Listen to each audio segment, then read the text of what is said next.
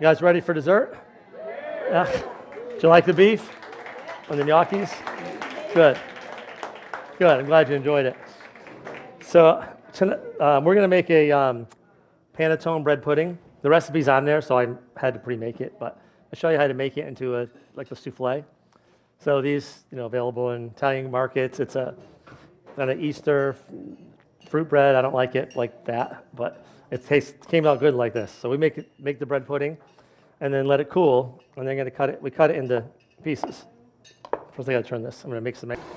So we're going to make some meringue, and in the meantime, I'm going to cut this into little cubes.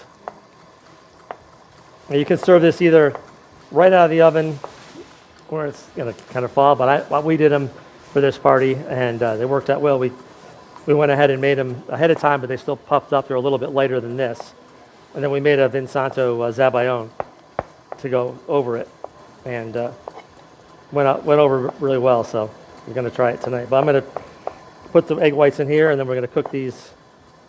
It'll probably take about 10 minutes. So by the time you guys finish with yours, we can see how these come out.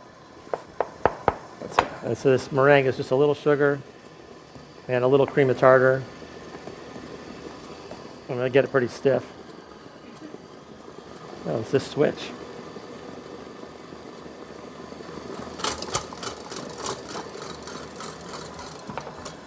All right, that in a bowl. Then we got a few of these little souffle cups. We put a little butter inside so they don't stick. So that's pretty simple. Sugar and cream of tartar, egg whites. Just got to be careful making meringue that your bowl's super clean, and that you don't get any egg yolks in there, because it won't whip. So I'm going to take about half of this to start with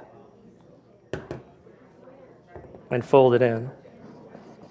And kind of when I'm folding it in this time, I'm going to kind of break up these pieces, and so it's a little more forceful than normal for folding. But I want to get these pieces of bread pudding a little softer. Like that, a little more. So I'm breaking up the cube so it's mixed in with the whites, and then we're going to fold the rest in. All right. Then we're going to fold these in here. Start with that. I'm going to be a little more gentle so it doesn't fall. All right. Thank you. All right. Now I'm going to fill these pretty much to the top. I mean, if they're overflowing a little, it's okay. And then I'm going to bake them in a 375-degree oven for about 10 minutes. I check the center with a skewer or something, just kind of feel that it's not watery in the center. And that's all it should take. And then you can let them sit, or you could just serve them right away. If you're going to serve them right away, I would do them in a ceramic souffle cup, because you wouldn't be able to take it out. For the ones we made ahead of time, you could take them out and then reheat them.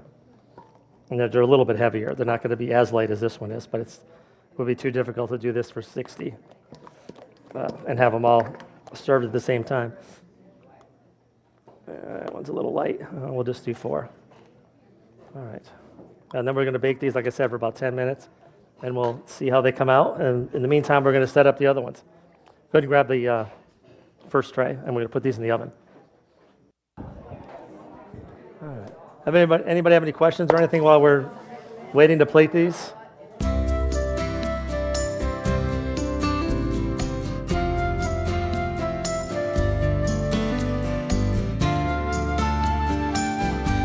Frank, you never miss. It's always fancy and it's always tasteful, and we love it. So thanks for coming again, and thanks Jose and the whole team.